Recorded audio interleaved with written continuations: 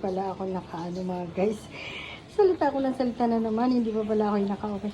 Ito mga guys, ang aking paksiw na tulingan.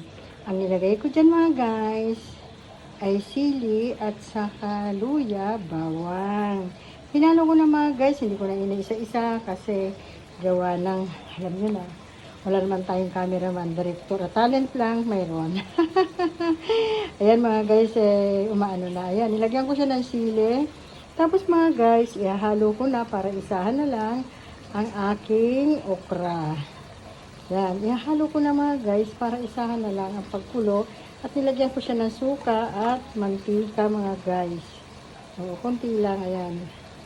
Ang aking, kasi gusto ko may halong gulay ba, mga guys. Ayan, inano ko na yung aking paksiw na tulingan mga guys. Para pagkulo, sabay-sabay na sila mga guys.